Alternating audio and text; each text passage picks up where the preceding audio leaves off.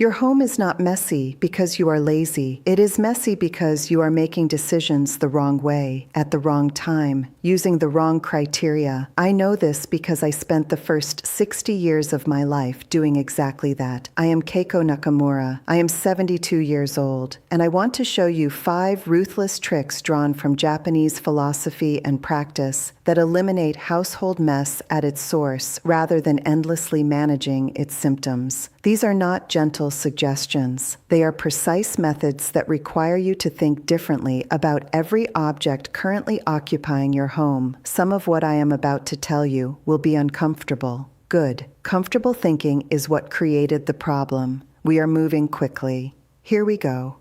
Trick 1. The ownership justification test. In Japan, there is a principle embedded in the concept of seiten, which translates roughly as orderliness or proper arrangement. Every object in a Japanese home must justify its continued presence actively and specifically, not theoretically, not historically, right now in your current life, as it is actually being lived today. Most Western approaches to decluttering ask whether you want to keep something. The Japanese approach asks something far more demanding. Can this object justify the space it occupies, the time required to maintain it, and the mental energy its presence costs you every time you see it? This is a fundamentally different and far more ruthless question. Wanting to keep something is easy. Justifying its ongoing cost to your life is considerably harder. Here is how to apply the ownership justification test to every object you encounter. Hold the item, then answer 3 questions without allowing yourself time to construct elaborate justifications. First, did I use this in the past 90 days? Not could I have used it.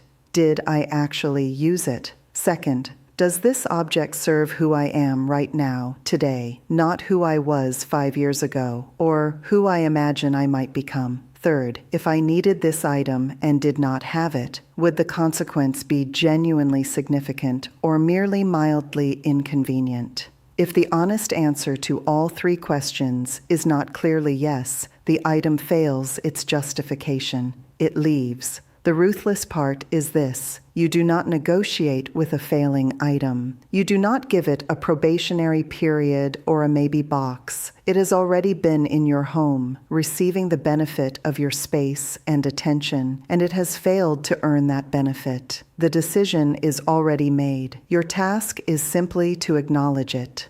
I applied this test to my kitchen over the course of one afternoon. 41 items failed their justification. A mandolin slicer used perhaps 4 times in 8 years. 11 mismatched storage lids with no corresponding containers. A yogurt maker that had represented an optimistic health intention from 2016 and nothing more. A collection of takeout chopsticks accumulated over years of deliveries, entirely redundant in a home where I own quality chopsticks. Each of these items had been passively consuming space, contributing to visual noise, and requiring navigation around them daily. Their removal did not deprive me of anything I actually use. It simply returned space and clarity that had been quietly stolen. The ownership justification test works because it removes sentiment and habit from the equation and replaces them with present tense accountability. Objects in your home are not entitled to remain there based on past usefulness or future possibility. They earn their place through current, demonstrable value. Apply this standard consistently, and your home will transform within weeks. Trick 2, the friction audit. This trick comes from the Japanese manufacturing concept of muda, meaning waste, and its application to home organization reveals something most people never consciously identify. Every messy home contains specific friction points, locations, and systems where the effort required to do the correct thing exceeds the effort required to do the incorrect thing. Mess is almost always the result of the incorrect behavior being easier. A friction audit maps these points precisely and then eliminates them through structural changes rather than willpower. Here is how to conduct yours. Spend 1 week observing your own behavior without judgment.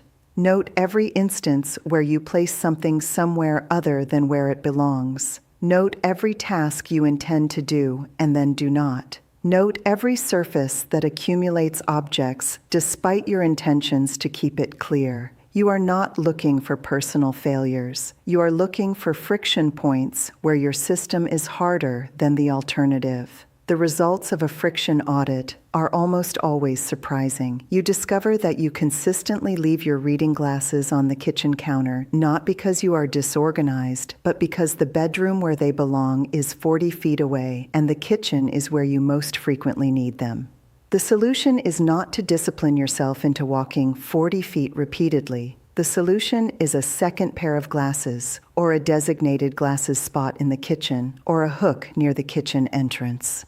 You eliminate the friction rather than repeatedly fighting it. In my own home, the friction audit revealed 4 critical failure points. My entrance had no designated location for the bags I carry daily, creating a floor-level accumulation every evening. My bathroom had products stored in a cabinet, requiring 2 additional steps compared to simply leaving them on the counter, which I consistently did. My kitchen recycling bin was located in a cupboard, requiring a door to be opened, making it slightly easier to place recyclables on the counter than in the bin.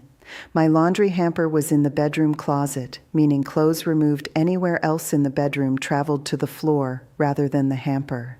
Each of these friction points had an obvious structural solution: a hook at the entrance, products relocated to a counter caddy designed to be cleaned beneath, recycling bin moved to an open, accessible location, a second small hamper placed outside the closet in the main bedroom area. After implementing these 4 changes, the mess that had characterized these 4 zones essentially disappeared. Not because I was trying harder, because the correct behavior had become structurally easier than the incorrect behavior. The mess had never been a discipline problem. It had always been a design problem. This is the core Japanese insight about order. You do not maintain a tidy home through constant vigilance and effort. You design a tidy home through thoughtful friction reduction, and then the tidiness largely maintains itself. Find your friction points. Remove them. The mess they generate will stop.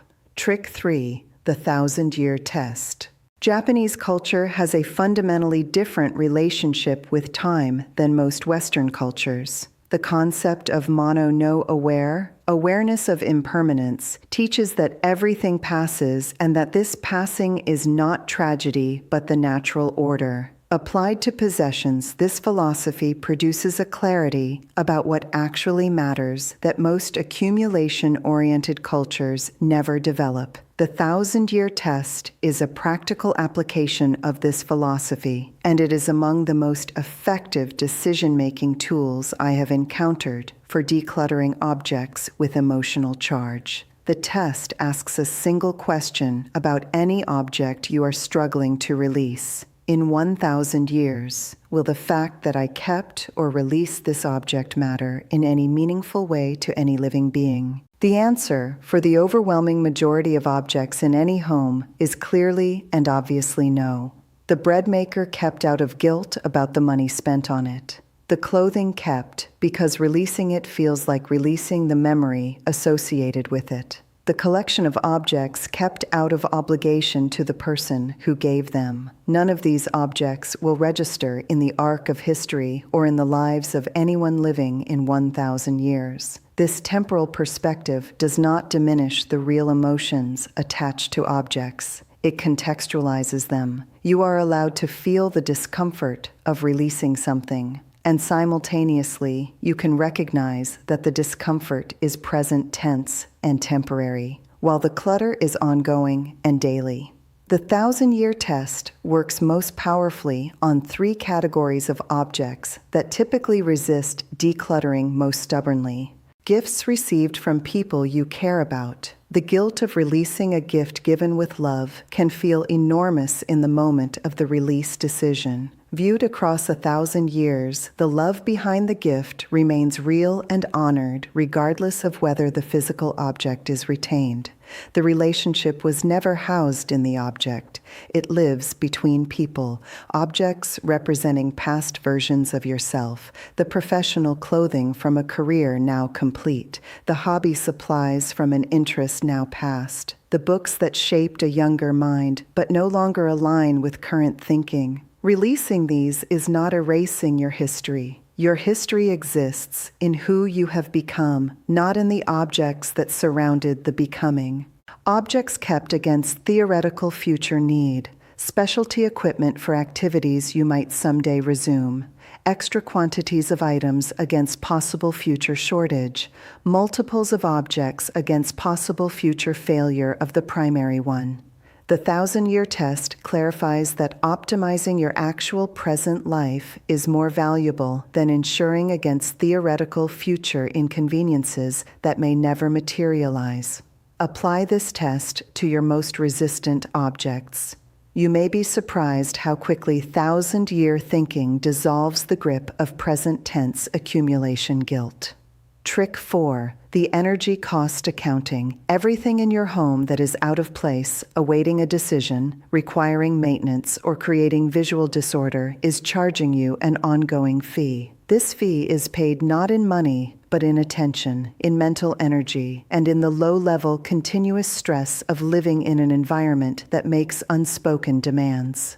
Japanese homes maintain minimal, purposeful environments, partly because Japanese design philosophy has long understood what Western neuroscience has more recently confirmed. Every object in your visual field requires a small but real allocation of cognitive processing. A cluttered environment is neurologically expensive to inhabit. The cumulative cost of that expense across every waking hour is substantial. Energy cost accounting makes this invisible expense visible by requiring you to calculate the true ongoing cost of retaining each item you are considering keeping. For any object you hesitate to release, calculate its actual energy cost across 4 dimensions. First, the physical cost. Does this object require cleaning, maintenance, or management? How frequently and for how long? A collection of decorative items requiring dusting represents hours of annual physical labor. Multiply the minutes per cleaning session by the frequency per year. That is the physical cost this object charges you. Second, the spatial cost. What could this space be if this object were not in it? Empty space in a Japanese home is considered valuable, not wasteful. The space currently occupied by objects you neither use nor genuinely love is space unavailable for the breathing room that makes a home feel peaceful rather than pressured. Third, the visual cost.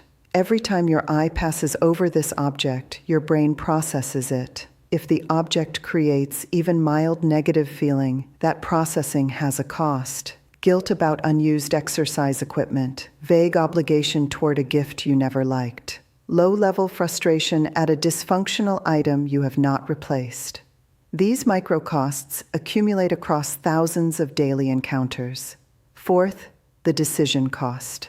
Objects without clear status, things you are neither committed to keeping nor willing to release, charge the highest ongoing fee. Every time you encounter them, you make a micro-decision to defer the decision. That deferral itself consumes energy. The pile of things to be sorted eventually is not neutral in your home. It is actively expensive. When I completed an energy cost accounting of my home, I found 17 objects whose combined ongoing cost, calculated honestly across all 4 dimensions, was genuinely shocking. A broken item I had intended to repair for 2 years, a collection of books I felt I should read but never wanted to read, furniture in an arrangement that made cleaning the floor behind it unnecessarily difficult, multiples of items where a single quality version would serve better while costing less attention. Releasing or resolving all 17 cost me 1 afternoon. The return on that investment in reduced ongoing energy expenditure was immediate and has been continuous ever since. Your home should be generating energy for your life, not consuming it. Energy cost accounting reveals which objects are net drains and makes the case for their removal in terms your practical mind can fully accept. Trick 5.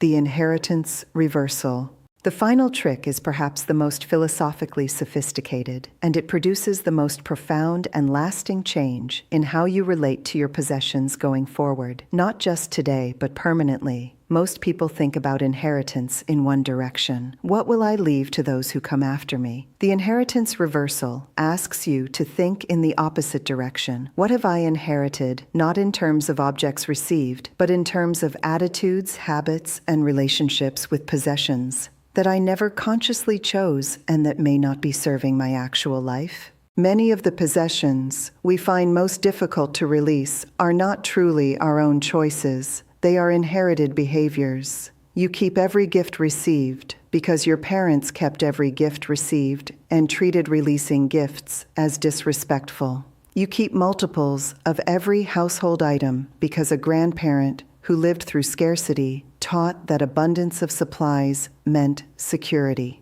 You keep objects representing past life stages because your family culture treated releasing the past as betrayal. None of these inherited attitudes are necessarily wrong. All of them deserve conscious examination rather than automatic continuation.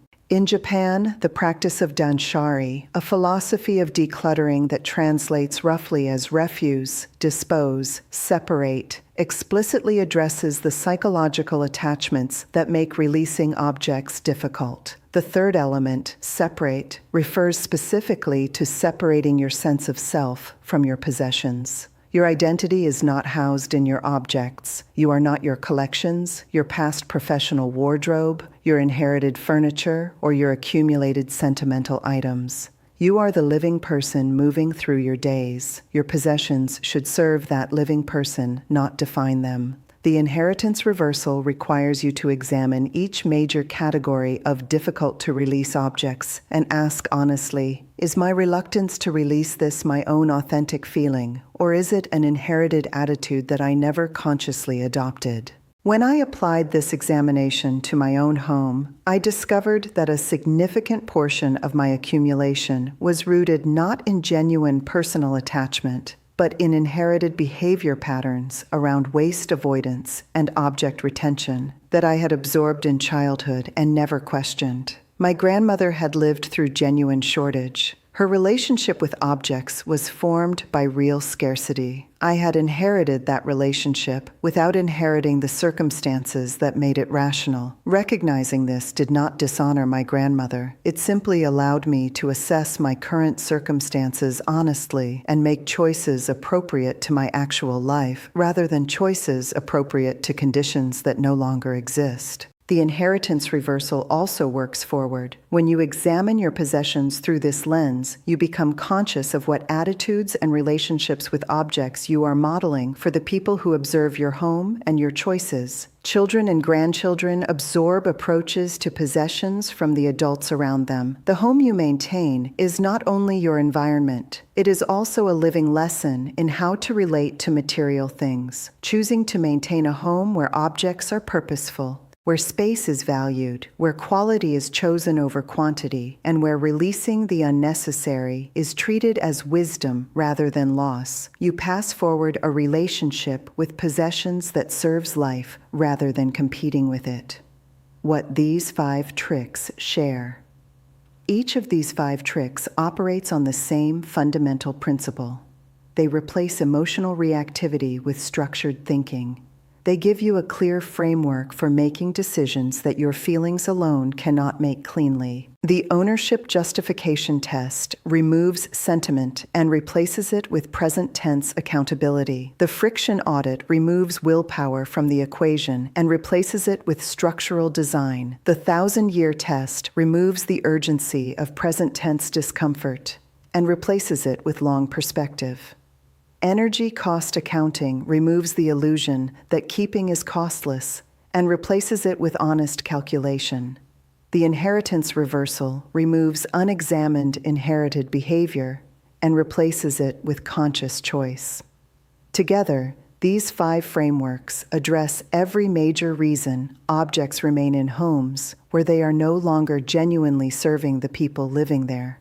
They do not ask you to feel differently about your possessions. They give you tools for thinking differently about them, and changed thinking produces changed environments permanently rather than temporarily. A home that never becomes messy is not maintained by people with unusual discipline or unusual amounts of time. It is maintained by people who think clearly about what belongs in their lives and act consistently on that clarity. These 5 tricks build exactly that clarity. The possessions that remain after applying them honestly will be fewer, more purposeful, and more genuinely yours than everything currently occupying your space. The home that results will require less effort to maintain, produce less daily stress, and feel more authentically like the life you are actually living rather than a museum of lives already lived. That is what these tricks are for. Not a tidier house, a truer one.